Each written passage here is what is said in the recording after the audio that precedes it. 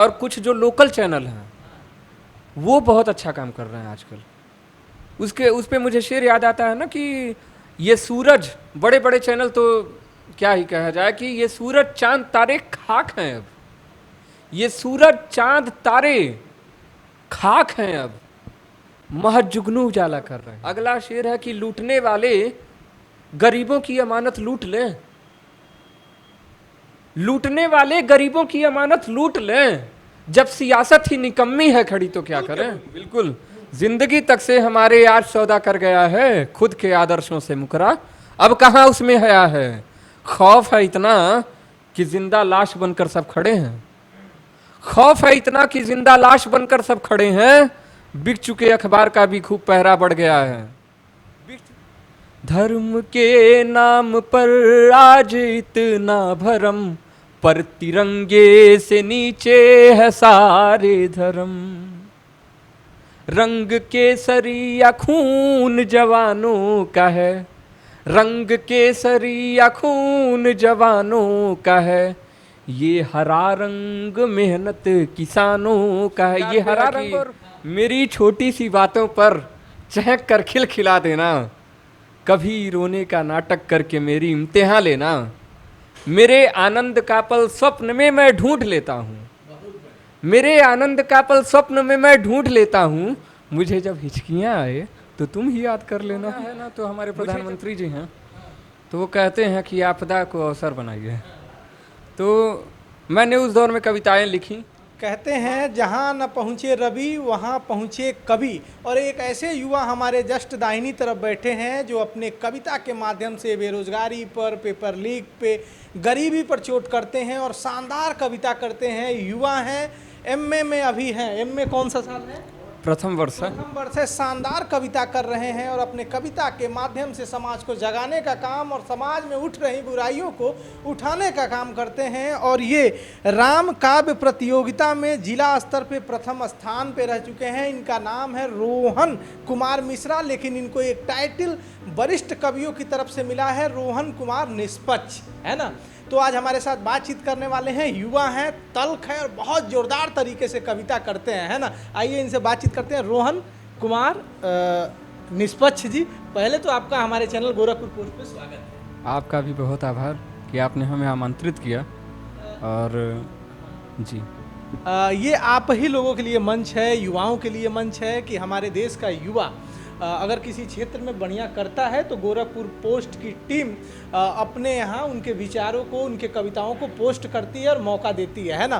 तो रोहन जी, कब आपको लगा कि आपके भीतर एक कविता ने जन्म लिया है, मतलब कवि ने एक जन्म लिया है और आप अपने कवि के माध्यम से समाज में उठ रही बुराइयों को लाने का आप लगातार प्रयास कर रहे हैं। बहुत ही अच्छा आप कविता कर रहे हैं। जरा कुछ अपने शिक्षा दीक्षा के बारे में बताइए, फैमिली बैकग्राउंड के बारे में बताइए, फिर हम लोग आगे का सफ़र तय करते हैं। जी बिल्कुल।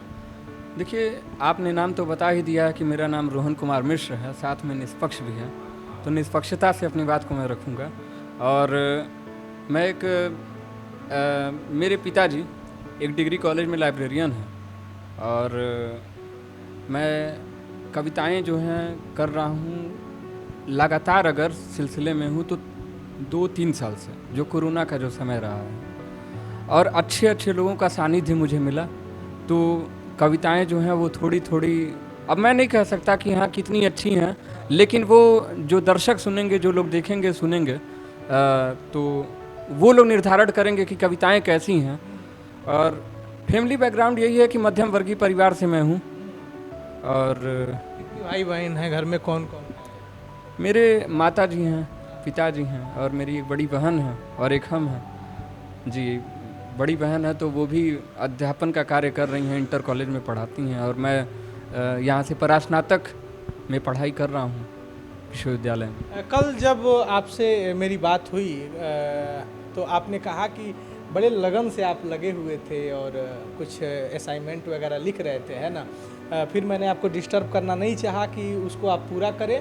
पढ़ाई फर्स्ट है, क्योंकि पढ़ाई ही है और ज्ञान ही है कि आपको आज मैं बुला रहा हूँ, है ना। एक सफल व्यक्ति की एक यात्रा होती है, कोई भी क्षेत्र हो, चाहे आप कविता कर रहे हो, चाहे पत्रकारिता कर रहे हो, राजनीति कर रहे हो, कोई भी ऐसा क्षेत्र हो जहाँ एक लंबी यात्रा होती है, संघर्षों की यात्रा होती है। और कब आपको ऐसा लगा कविता करने के लिए एक लय की ज़रूरत होती है, और जो शब्द जिस परिप्रेक्ष्य में आप कह रहे होते हैं कविता, उसको कहने के लिए जो शब्द होते हैं एक से अगला रिलेट होता चला जाता है, और कहीं ना कहीं गुच्छे की तरह उसको आप बनाने के बाद जब वो निकल कर सामने आता है लयबद्ध तरीके से वो कविता आप करते हैं, तो कब आपको लगा कि ये कहाँ से सिलसिला शुरू हुआ? क्योंकि शुरुआत में हर कोई शुरू करने वाला होता है। तो आज रोहन से जानेंगे कि आपके कविता की शुरुआत कैसे हुई। जी, दरअसल बात यह है कि मेरी बुआ दोनों हैं तो वो हिंदी से एम.ए. की हुई हैं, मेरी दीदी भी हिंदी से एम.ए. की हैं।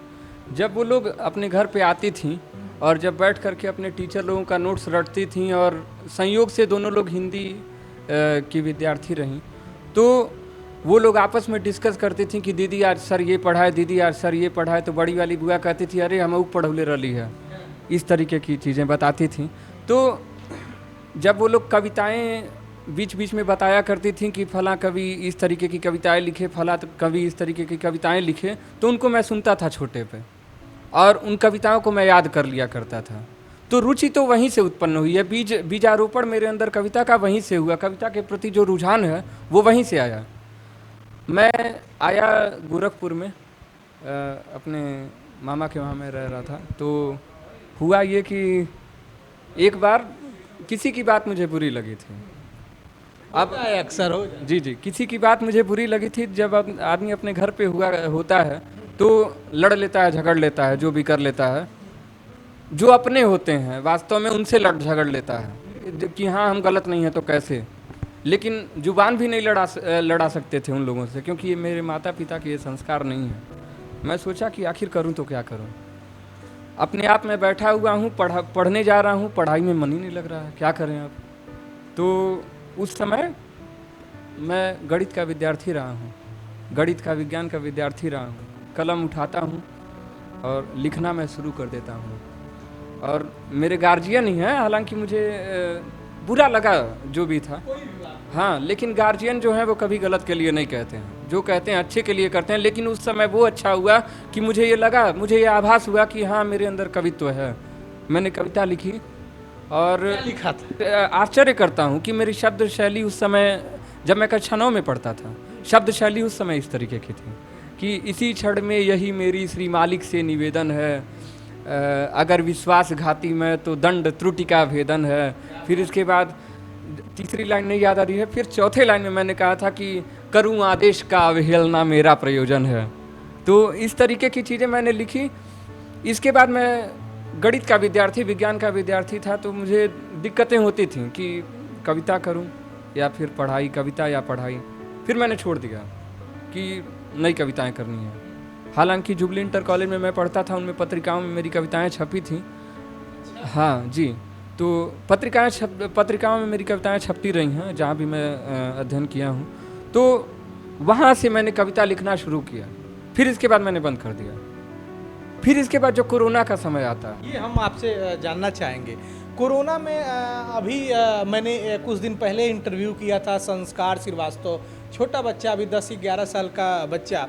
कोविड में सब हताश से, निराश थे, घरों में बंद थे, और ये शायद दुनिया में पहली बार ऐसा हुआ था कि इतिहास में कि 100 साल बाद या 150 साल बाद ऐसी स्थिति आई थी, किसी ने सामना नहीं किया था। मैं भी एक स्टूडेंट हूँ, अभी भी अध्ययन करता हूँ, इतिहास की किताबों को पढ़ता हूँ, वर्ल्ड हिस्ट्री की किताब हो या, और मैंने इस तरह की विभीषिका नहीं देखी। फ्लैग वगैरह हमारे दादा उदा बताते थे, तो वो एक स्थिति थी। लेकिन कोरोना का जो अनुभव था सबके लिए नया था, जो पुराने थे उनके लिए भी नया था, कि उनके भी बुजुर्ग नहीं बताए थे कि इस तरह की स्थिति थी। तो अगर कोरोना के समय में संस्कार, जो छोटा सा बच्चा जिसका मैंने इंटरव्यू किया है, वो लगभग 18 भाषाएं सीख लेता है, 12 भाषाएं भारत की और भारत के बाहर विदेशी भाषाओं को सीखता है, यूट्यूब से सीखता है कोविड के दौर में। जस्ट आप मेरे दाहिनी तरफ बैठे हैं रोहन कुमार निष्पक्ष, आप भी कोविड के दौरान उन संघर्षों की उपज हैं, और आपकी कविता निखर के आई है कोविड के दौर में ही आप सीखते हैं। आइए आगे का सिलसिला। जी देखिए, कोरोना है ना, तो हमारे प्रधानमंत्री जी हैं, तो वो कहते हैं कि आपदा को अवसर बनाइए। तो मैंने उस दौर में कविताएं लिखी, माँ वसुधा पे मैंने कुछ कविताएं लिखी थी। तो इंस्टाग्राम में चला रहा था, मैं पहले पहले इंस्टाग्राम पे आया था। मुझे जैसे लोगों ने ये भर दिया था कि सोशल मीडिया गलत चीज़ है, तो बड़ा बंधन में मैं रहता था। लेकिन इंस्टाग्राम में पहले पहले डाउनलोड किया तो एक चैनल था अनसीन एलोक्वेंट, बिहार का चैनल था। तो उस पर उसको मैं, वो लाइव था वो चैनल, मैंने उसको ऑन किया। अब ऑन किया तो इसके बाद उसमें नीचे रिक्वेस्ट का ऑप्शन आता है कि सेंड रिक्वेस्ट, मैंने सेंड कर दिया रिक्वेस्ट। ये गलती से हो रहा है। जी, मैंने रिक्वेस्ट को सेंड कर दिया और उधर से रिक्वेस्ट जो है वो एक्सेप्ट हो गया। अब अचानक मेरा चेहरा आने लगा और जो उधर के अनसीन एलोक्वेंट के जो होस्ट थी उनका चेहरा आने लगा। अब वो कह रही हैं सर अब आप जो सुनाना चाहिए सुनाइए। आपके लिए नया था, गलती से हुई और वहीं से कविता जी। कभी मतलब एक सिलसिलेवार रूप से जन्म ले रहा है। जी, पर्यावरण दिवस कुछ इसी तरीके। जी, तो उसमें मैं वो बोलती हैं कि कविता सुनाइए, अब क्या करें। तो वीडियो जो है उसका कैमरा मैं बंद करके दौड़ते हुए गया, मैं डायरी लेकर के अपना जल्दी जल्दी मैं गया और वहाँ पे कविता में क्या सुनाया था? कविताएं यही हैं कि हे माँ वसुधा तू है उदार तेरी महिमा का अंत नहीं, हे माँ वसुधा तू है उदार तेरी महिमा का अंत नहीं। सब पुत्र हैं तेरे पर मैया तू दंड न दे पाती होगी, सब पुत्र हैं तेरे पर मैया तू दंड न दे पाती होगी। मन ही मन अपने उस तप्त हृदय को सहलाती होगी, मन ही मन अपने उस तप्त हृदय को सहलाती होगी। इतना भार लिए हो माँ फिर भी गति तेरी मंद नहीं, हे माँ वसुधा तू है उदार तेरी महिमा का अंत नहीं। मैंने ये कविता वहाँ पे सुनाई और शाम तक एक ई सर्टिफिकेट आ जाता है। तो हम कहे कि घर पे बैठ, जी हाँ, कि अरे ई सर्टिफिकेट है। तो फिर व्हाट्सएप पे मैं स्टेटस लगाता हूँ तो लोग कहते हैं कांग्रेचुलेसन कांग्रेचुलेसन। अब लगा कि ये अच्छी चीज़ है। तो इसके बाद वहाँ से ई सर्टिफिकेट मिलता है, मैं हर जगह लगाता हूँ। फिर इसके बाद मैं चैनल ढूंढना शुरू कर दिया। तो एक मेरे मित्र थे, मैंने कहा कि गोरखपुर में ऐसी चीज़ें हैं कि नहीं। तो वो हमको बताया कि एक राइटर्स बाइट चैनल है, writers bite. Aditya Pandey ji CEO हैं भैया, और उत्कर्ष भैया उसके संचालक लगातार रहते हैं। फ़ोन पे मेरी उनसे बात हुई, उसी सोशल मीडिया के माध्यम से फ़ोन पे मैं उनसे बात किया, उनको अपनी 1-2 कविताएं मैंने सुनाया। और उसमें साप्ताहिक प्रतियोगिताएं होती थी तो उसमें भी कुछ स्थान मुझे मिले थे, तृतीय स्थान, सांत्वना स्थान। जी, इस तरीके की चीज़ें मुझे मिली वहाँ पे। तो मैं उनको कविताएं भी सुनाता था और उनके चैनल पे भेजता था। तो जो जूरी मेंबर्स होते थे वो लोग 3-4 बार वो लोग विजेता एक तरीके से घोषित किए, दूसरे स्थान तीसरे स्थान सांत्वना पे, और वो हुआ। मैंने उत्कर्ष भैया से कहा कि इस तरीके का ओपन माइक TRD मैंने देखा था। तो मैंने कहा TRD की तरह गोरखपुर में नहीं होता है। वो कहे होता है लेकिन अभी कोरोना का दौर चल रहा है, अभी नहीं होगा। कोरोना जैसे ही बीतेगा तो कार्यक्रम कराएंगे। वहाँ पे जाते हैं तो एक सिनेमन में राइटर्स बाइट का एक कार्यक्रम हुआ। आदित्य राइटर्स बाइट संस्था जो है वो अच्छा काम कर रही है, निःशुल्क बच्चों को मंच देती है। जो मान लीजिए कि अगर आपके अंदर कुछ हिचकिचाहट है और आप अभी नए लिखने वाले हैं, नए बोलने वाले हैं, नए कहने वाले हैं, तो अगर आपको वैसा मंच मिल जाता है, वैसे कैमरे मिल जाते हैं, वैसा माहौल मिल जाता है तो और क्या चाहिए।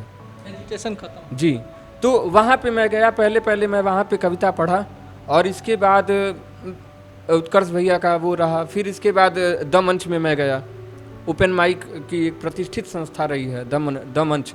मैं द मंच पे गया तो एक मेरा रील आया था। मैंने वहाँ पे जो अपनी कविता बोली थी वहाँ पे एक रील आया हुआ था। तो उस रील में मैंने जो है एक कविता बोली थी, अगर आपकी अनुमति हो तो सुनाएं जी। तो ये श्रृंगार पे है कि मेरी छोटी सी बातों पर चहक कर खिलखिला देना, कभी रोने का नाटक करके मेरी इम्तिहान लेना, मेरे आनंद का पल स्वप्न में मैं ढूंढ लेता हूँ, मेरे आनंद का पल स्वप्न में मैं ढूंढ लेता हूँ, मुझे जब हिचकियाँ आए तो तुम ही याद कर लेना, मुझे जब हिचकियाँ आए तो तुम ही याद कर लेना। इस पे एक रील आता है और उस रील के बाद जो है द मंच में ही मेरी मुलाकात होती है उजाला भैया से, उज्जवल राय उजाला, जिनको विधाओं के प्रति जो है उनका रुझान गहन है और जानकारी भी अच्छी है। कविता जो है अच्छी करते हैं सामाजिक मुद्दों पे, श्रृंगार पे या फिर किसी भी चीज़ पे। वैसे सभी लोग, जितने लोग हैं सभी लोग कविता अच्छी करते हैं, लेकिन उनका मार्गदर्शन मैंने लिया। उनके बोलने का जो तरीका है, मैं खुद उनका फ़ैन हूँ, तो उनसे मैंने सीखा कि हाँ किस तरीके से बोलना है, ये है वो है। यही इसी तरीके की कविता की यात्रा रही, धीरे धीरे स्थान बनता गया, कवि सम्मेलनों में मौका मिला। मैंने जल्द में ही अभी विश्वविद्यालय का जो दीक्षांत समारोह रहा है, साप्ताहिक कार्यक्रम, उसमें भी ऑडिशन हुआ था, तो उसमें मैं सेलेक्ट हुआ था। बढ़िया सी कविता जिस पे ज़्यादा मतलब आप तो परिचय के मोहताज नहीं हैं, हम हमको ला रहे हैं, आप युवा हैं, कोई बेहतर कविता जहाँ वरिष्ठ कवियों ने आके आपको पीछे से एक हौसला दिया हो और आपका निष्पक्ष एक टाइटल भी दिया गया हो। बेरोजगारी और इस समय पेपर लीक और महंगाई चल रही है, कोई एक कविता आप जो सुनाना चाहें?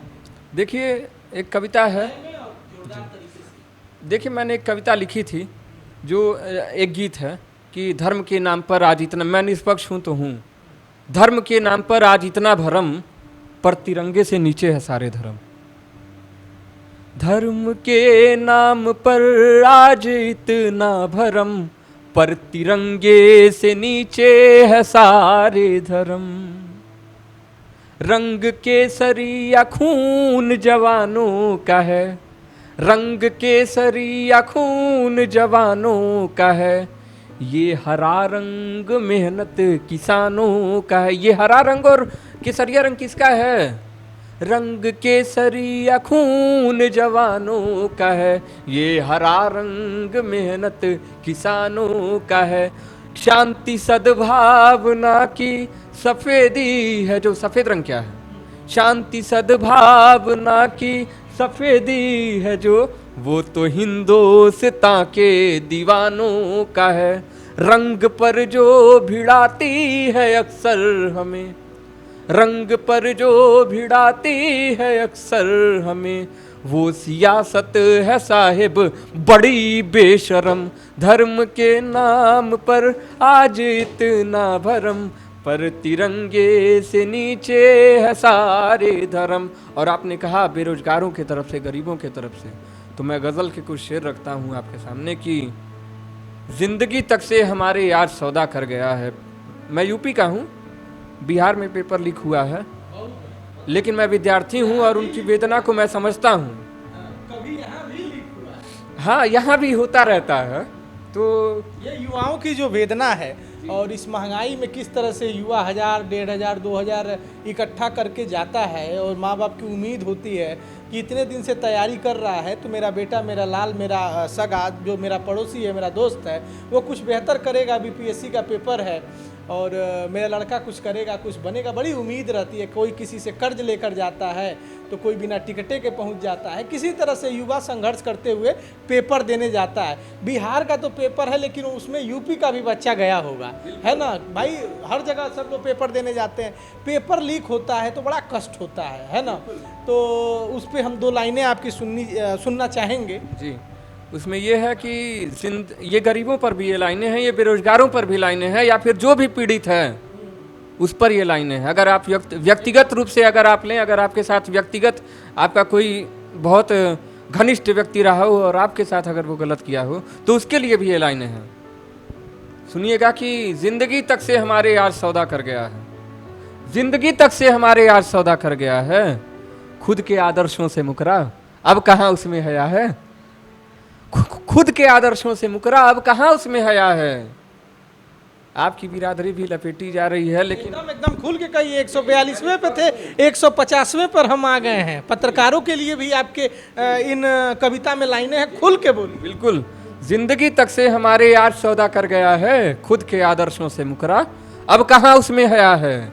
खौफ है इतना कि जिंदा लाश बनकर सब खड़े हैं, खौफ है इतना कि जिंदा लाश बनकर सब खड़े हैं। बिक चुके अखबार का भी खूब पहरा बढ़ गया है, बिक चुके अखबार का भी खूब पहरा बढ़ गया है। और सरकारें सुने कि खुद चढ़ाकर सूलियों पर, खुद चढ़ाकर सूलियों पर खेलता है लाश से, खुद चढ़ाकर सूलियों पर खेलता है लाश से। अब उसे जिंदा कहें या ये कहें वो मर गया है। चुनाव के डेट नहीं टलते हैं, चुनाव के परिणाम नहीं टलते हैं, वो नहीं लीक होता है, चाहे लीक होता ही होगा। कि खुद चढ़ाकर सूलियों पर खेलता है लाश से, अब उसे जिंदा कहें या ये कहें वो मर गया है। और डींग बड़का हाँकता था, डींग बड़का हाँकता था, वो कभी रोने न देगा। सब तड़पते चीखते वो शख्स बहरा हो गया है, सब तड़पते चीखते वो शख्स बहरा हो गया है। जी, यही हमारे लोकतंत्र की खूबसूरती है, अभिव्यक्ति की स्वतंत्रता है। और संविधान का अनुच्छेद 19(1) हमें बोलने की स्वतंत्रता देता है। बोलने की स्वतंत्रता, हमारे जस्ट बगल में कवि हैं, अपने कविता के माध्यम से आलोचना करते हैं। हम पत्रकार यहीं बैठे हैं, हमारी भी ये आलोचना किए हैं। यही होना चाहिए, यही खूबसूरती है लोकतंत्र की कि एक पत्रकार इनसे पूछ रहा है और ये पत्रकारों पर भी उंगलियां उठा रहे हैं।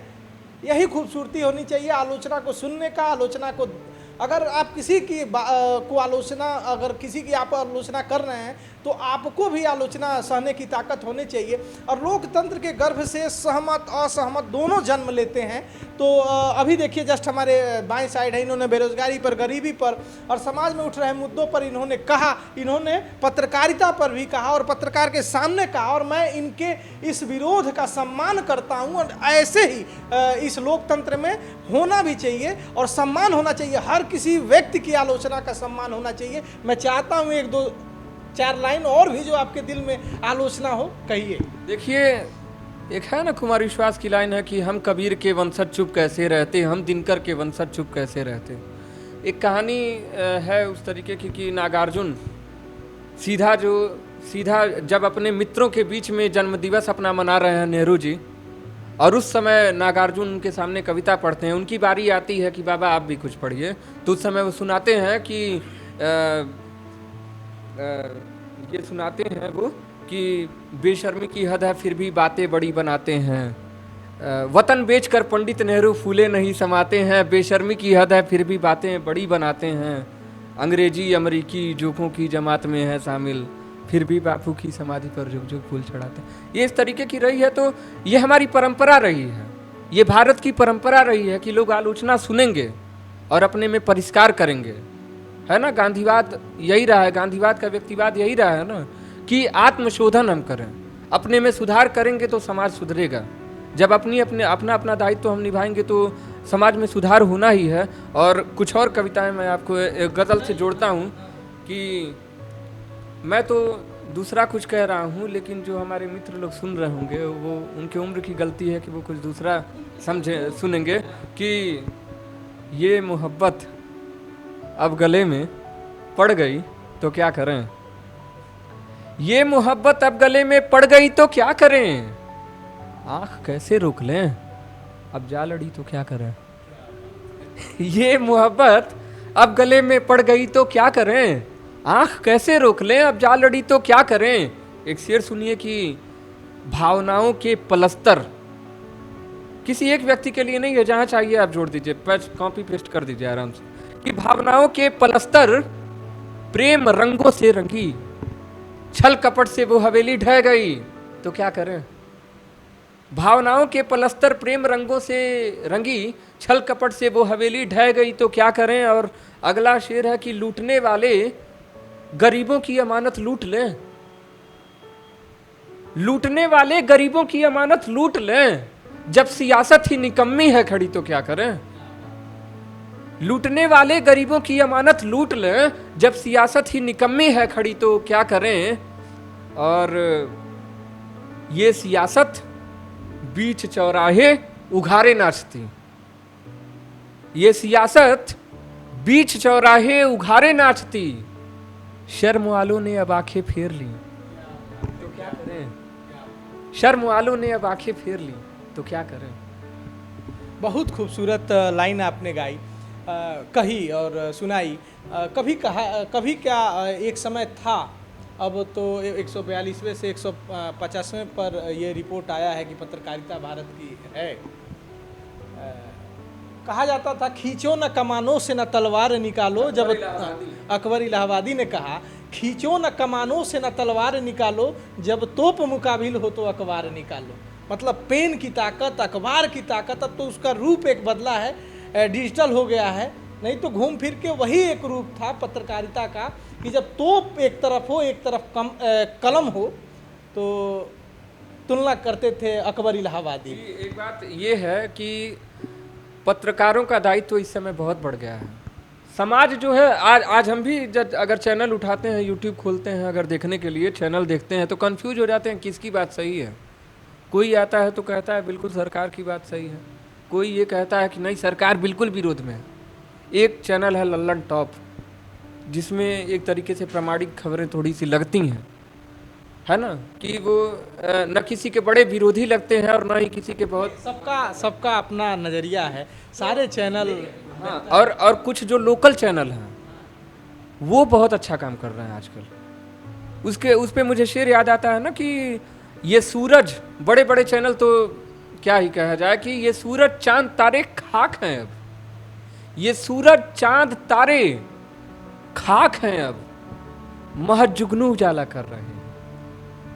ये सूरज चांद तारे खाक हैं अब, महज जुगनू उजाला कर रहे हैं। और जो सूली पे रख करके जो पत्रकार सही बोलने का हिम्मत कर रहे हैं कि नहीं कोई कसक होगी इन्हें कल, अगर आप भी ऐसा करेंगे तो ये आपके लिए है कि नहीं कोई कसक होगी इन्हें कल, यही बस सोच कर सच कह रहे हैं।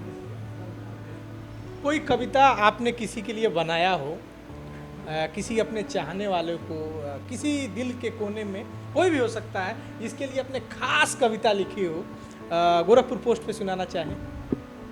देखिए, मैं लिखता हूँ मित्रों के लिए ही, क्योंकि मित्रों को जो है आनंद, उनके लिए, उनकी भावनाओं को मैं सुनता हूँ और उनकी कहानियों को सुनता हूँ और उन पर मैं कविताएं थोड़ी सी मतलब गढ़ने का प्रयास करता हूँ। कुछ अपनी कल्पना शक्ति है जो ईश्वर प्रदत्त है, तो लिखने का मैं प्रयास करता हूँ। आप शायद श्रृंगार की तरफ इशारा कर रहे हैं। अभी तक तो वीर रस भी आपने सुनाया और श्रृंगार की तरफ भी चले जी, तो आप इशारा कर रहे हैं, यही आप पत्रकार लोगों की खूबी होती है कि, लेकिन हम सीधे बोलते हैं कि तुझसे मिलकर जाने क्यों इतराता हूँ,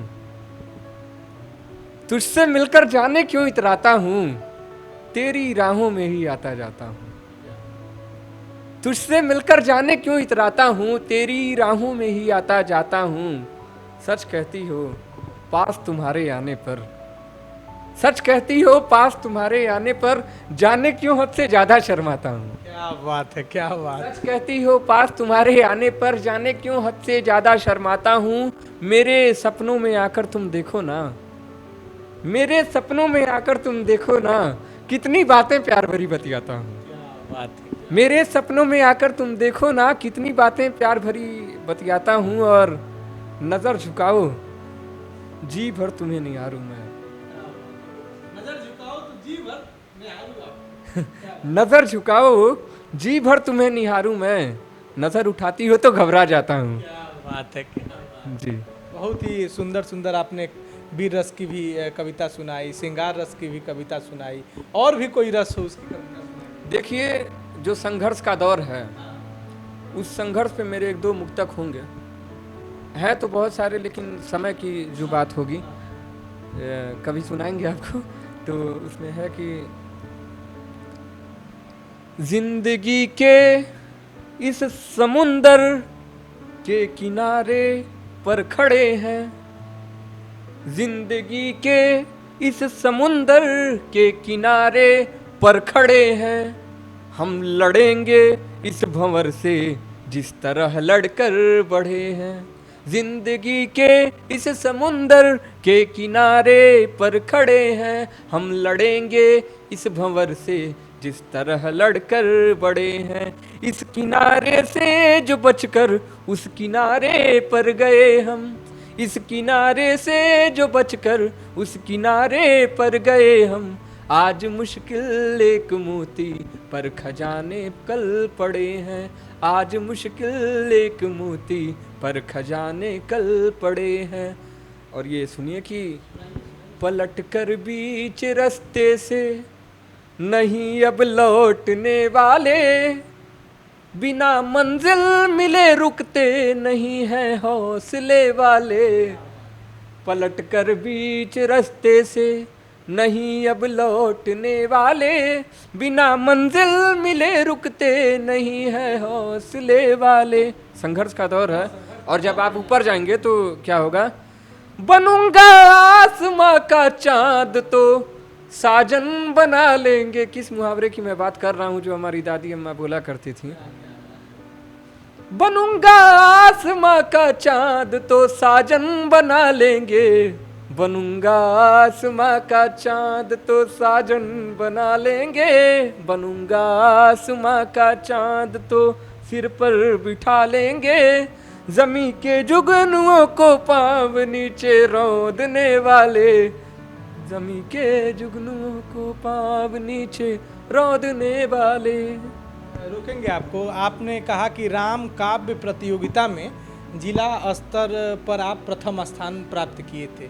ये किस तरह का सम्मेलन है और वहाँ आप वहीं आपको वो उपमा मिली थी, वो टाइटल मिला था निष्पक्ष का, तो जरा उसके बारे में। देखिए, राम काव्य प्रतियोगिता से पहले से मैं कवि सम्मेलन वगैरह करता हूँ, और जो मेरे वरिष्ठ कवि लोग हैं, जो मेरे बड़े भाई लोग हैं, जो मेरे अंकल जी हैं, उन लोगों ने सोच समझ करके नाम दिया निष्पक्ष का।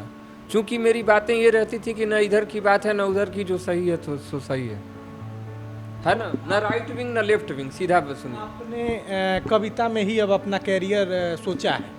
अगर देखा जाए तो अगर कविता में देखा जाए तो कुमार विश्वास जी ने जिस तरह से मंच प्रदान किया, मंच थे लेकिन उसको बहुत मजबूत कर दिया। देखिए, कुमार विश्वास जी वो बड़ी हस्ती हैं, और ज़रूर उनको देख करके हम लोगों के अंदर ये क्षमता है कि हाँ, हम लोग हिंदी से पढ़ सकें।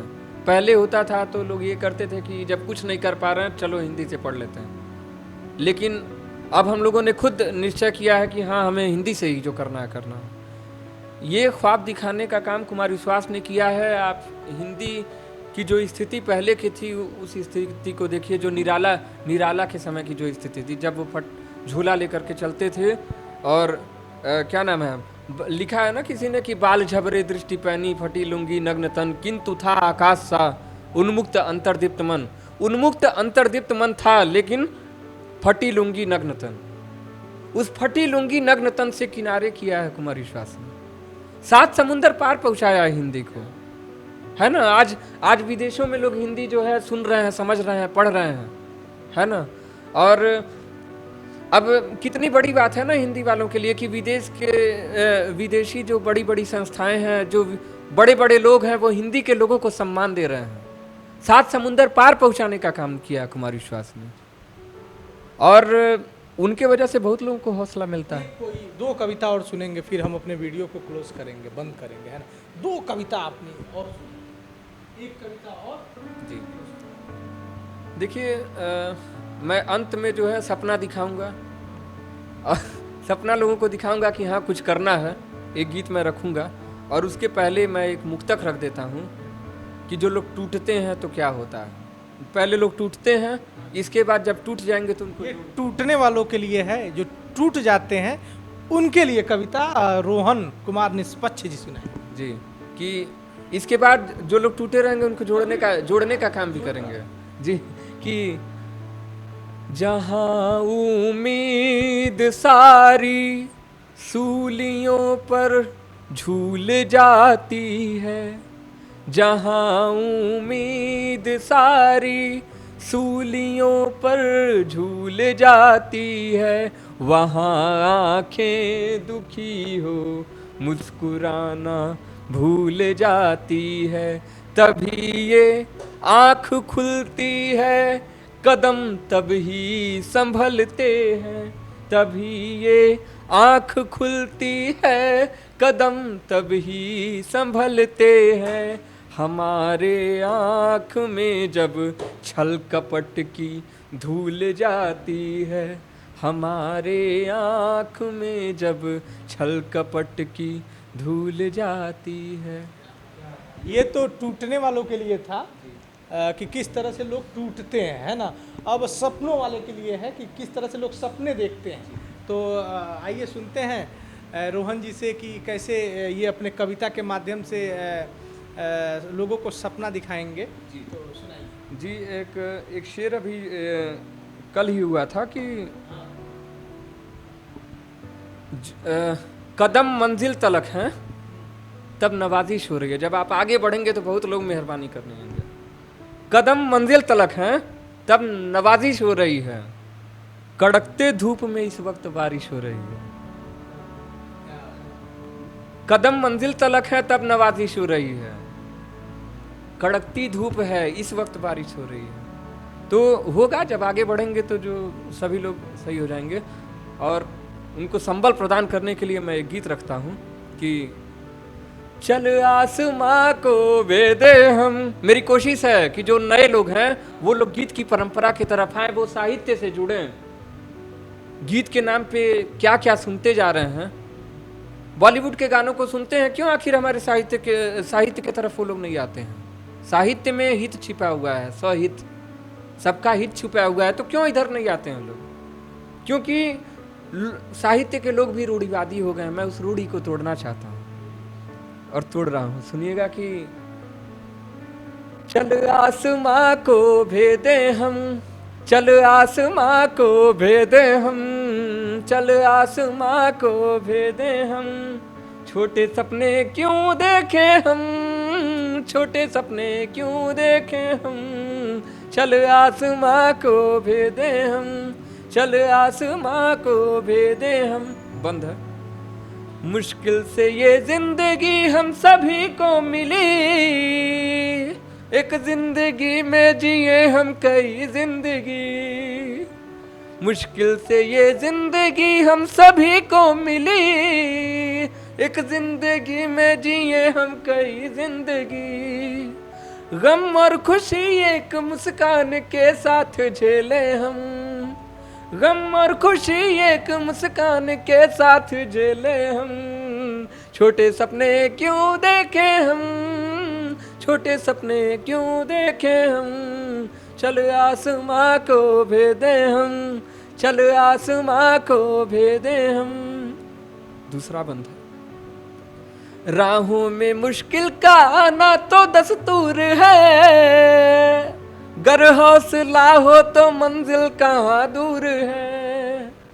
राहों में मुश्किल का आना तो दस्तूर है, गर हौसला हो तो मंजिल कहाँ दूर है।